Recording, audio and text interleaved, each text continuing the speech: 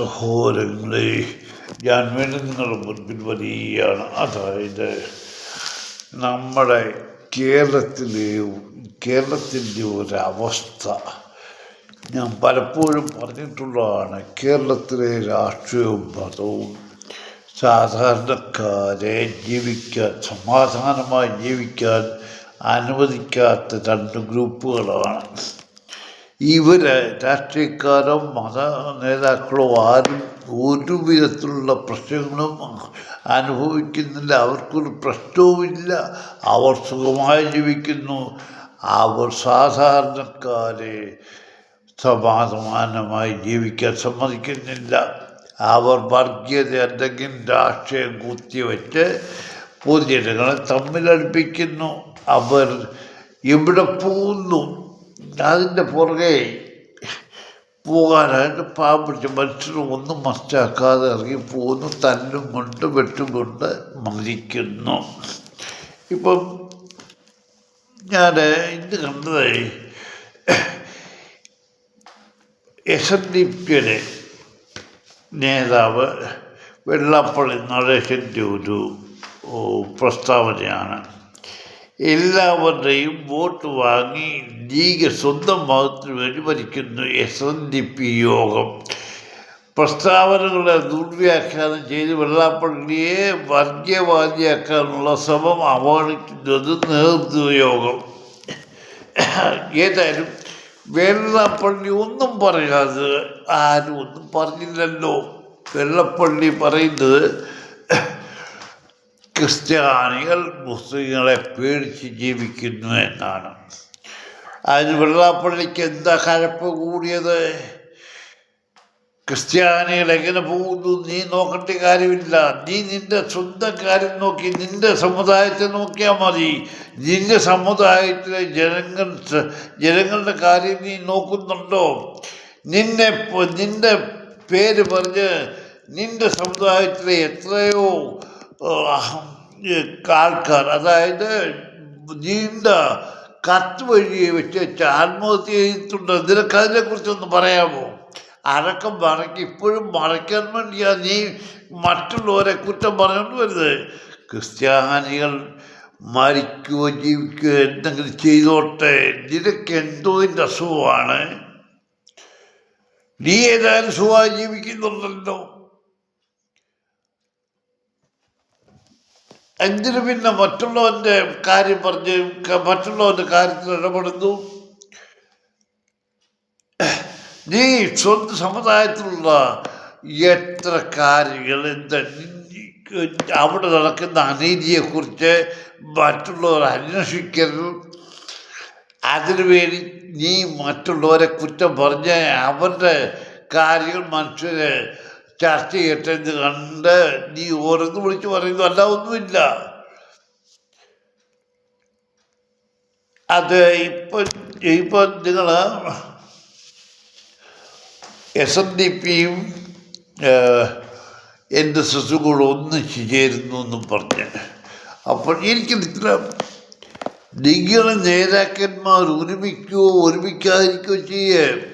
ഹിന്ദുക്കളോ ഈഴവനോ എന്തും ചെയ്ത് ജീവിച്ചോട്ടെ. നിങ്ങൾ നിങ്ങളുടെ കാര്യം നോക്കും. നിങ്ങൾ എന്തിനാ യോജിക്കുന്നുള്ളത് നിങ്ങൾക്ക് പറയാമോ? അതിനിടെ ഒരാൾ പറഞ്ഞു, അവകാശ പത്രിക ആവശ്യങ്ങൾ അംഗീകരിക്കുന്ന മുന്നണിക്ക് പിന്തുണ, റാവത്ത് ഫെഡറേഷൻ, ഇതെല്ലാം കാര്യങ്ങളാണ്. അവകാശങ്ങൾ കഴിഞ്ഞ ദിവസം കണ്ടു. വ്യവസായികൾ ഞങ്ങളുടെ പ്രതിനിധി വേണം മന്ത്രിസഭയിൽ.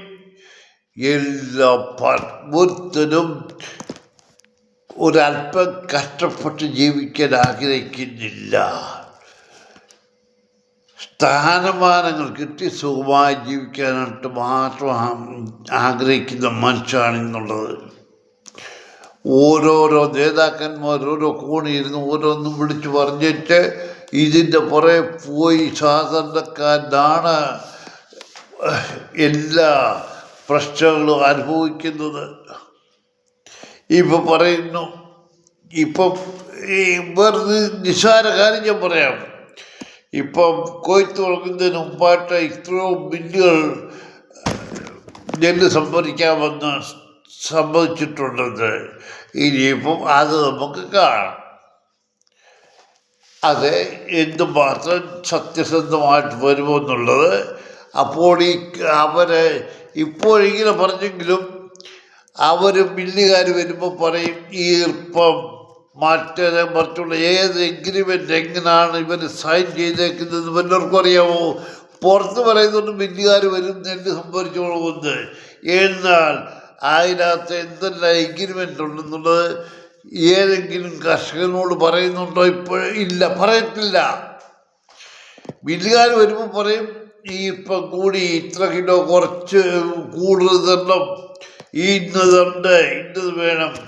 ഈ പാവപ്പെട്ട കർഷകൻ പാടത്ത് കോഴി മതിച്ചിട്ടേച്ച് പാടത്ത് കിടക്കുന്ന നെല്ലിന് കാവൽ കിടന്ന് ചുമട്ടുകൂലി കൊടുത്ത് റോഡിൽ കൊണ്ടുവന്ന് അവിടെ കാവൽ കിടന്ന് വെച്ച് അവൻ കിഴിവുകൾ കൊടുക്കണം.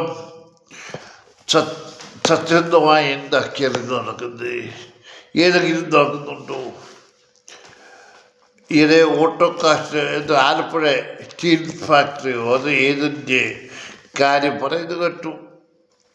ഇതൊക്കെ എന്താണ്? കോടികൾ ചിലവഴിച്ച് അത് ഒരു കോളിലാക്കി വെച്ച് കമ്മീഷൻ മേടിച്ച് വെച്ച് അത് അടച്ചിട്ടേക്കുക.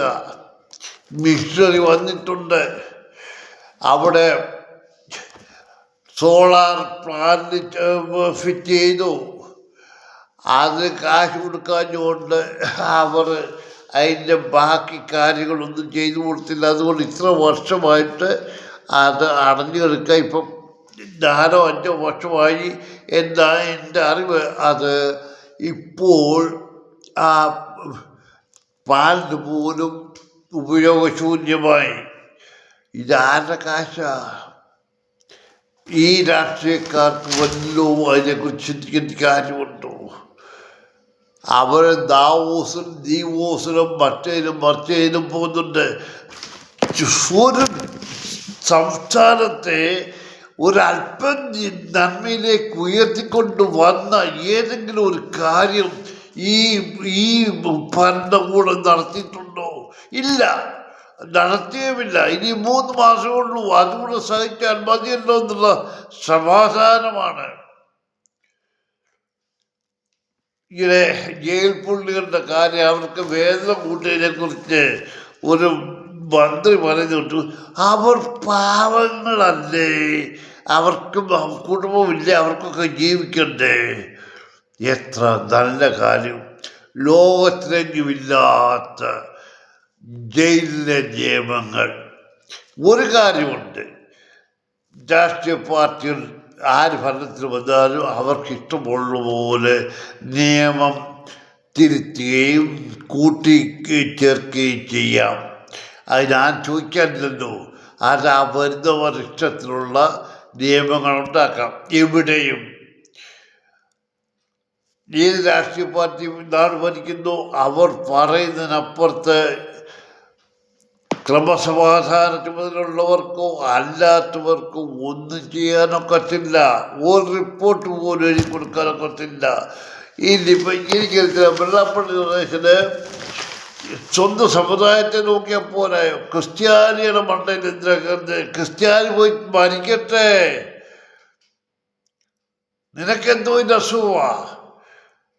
നീ പോയി ഞങ്ങൾ പറഞ്ഞ മക്കളെ, ഇവര് വർഗീയവാദികൾ എന്ന് പറഞ്ഞ് ഞാൻ പറയുന്നത് മനുഷ്യരെ സാധാരണക്കാരെ നശിപ്പിച്ച് സ്വന്തം കാര്യം സാധിക്കാനായിട്ടാണ്. ഇവൻ്റെ പുറകിലുള്ള ചരിത്രം ആരും അന്വേഷിക്കരുത്. അതിനുവേണ്ടിയാണ് അവൻ ഈ പ്രശ്നം ഇതെല്ലാം പറഞ്ഞുകൊണ്ടിരിക്കുന്നത്. ഇപ്പോഴേ തുഷാർ വെള്ളാപ്പള്ളി ഇതുവരെ എവിടെയായിരുന്നു? ഇടയ്ക്ക് BJPയിലൊക്കെ ഉണ്ടായിരുന്നു, ഇടയ്ക്കൊരു പ്രശ്നമൊക്കെ പുള്ളിയുടെ പേരിൽ കേട്ടു. ഏതായാലും കൊള്ള ഇപ്പോൾ കുറച്ചുള്ള ഇല്ലായിരിക്കരുത്. ഇപ്പോൾ NSS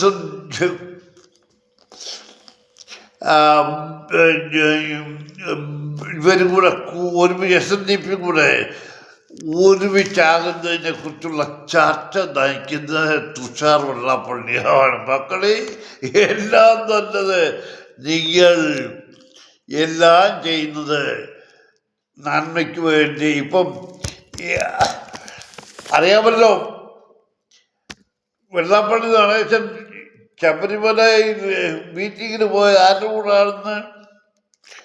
ശബരിമലയിലെ സ്വർണ്ണക്കേസിൽ പ്രശ്നങ്ങളുണ്ടെന്നുള്ള അറിയാമല്ലോ. അതൊക്കെ ഇവർ ഒരുമിച്ച് നിന്നാലേ വല്ലതും ചെയ്യാമെന്ന് കണ്ട ചിലപ്പോൾ നടന്നിരിക്കും. ഞാനിന്നലെ പറഞ്ഞു, ബഹുമാനപ്പെട്ട കോടതിയെ പോലും മാറ്റിയെന്ന് വരും ജഡ്ജിനെ. അതാണ് ഭരണത്തിൻ്റെ ഗുണം. നീതി നടപ്പാക്കുന്നത് ആർക്കും ഇഷ്ടപ്പെടത്തില്ല. പല സുപ്രീം കോടതി ജഡ്ജിമാരും അവർ റിട്ടയർ ചെയ്തതിനു ശേഷം പറഞ്ഞു, എനിക്ക് പല കാര്യങ്ങളിലും നീതിപൂർവമായി വിധിക്കാൻ സാധിച്ചിട്ടില്ലെന്ന്. ഇനി അതിനെക്കുറിച്ച് ഞാൻ കൂടുതൽ പറയുന്നില്ല. ഏതായാലും കേരളത്തെ നശിപ്പിക്കാനായിട്ട് വർഗീയവും രാഷ്ട്രീയവും അവരുടെ നേതൃത്വം ഈ രണ്ട് കൂട്ടരും കൂടെ ശ്രമിക്കുന്നു. സാധാരണക്കാർ പട്ടിണി കിടന്നാണേലും വിഷം പിടിച്ച ആഹാരം കഴിച്ചാണേലും അവർ മരിക്കുകയുള്ളൂ. അവർക്ക് ഒരു വോയിസുമില്ല. അവരുടെ അന്ത്യം അങ്ങനെ തന്നെ.